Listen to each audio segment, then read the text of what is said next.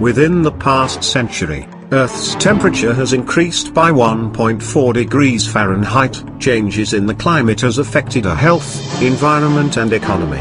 Climate changes increase weather extremes which can lead to related diseases due to certain industrial and agricultural practices, like the burning of fossil fuels and deforestation.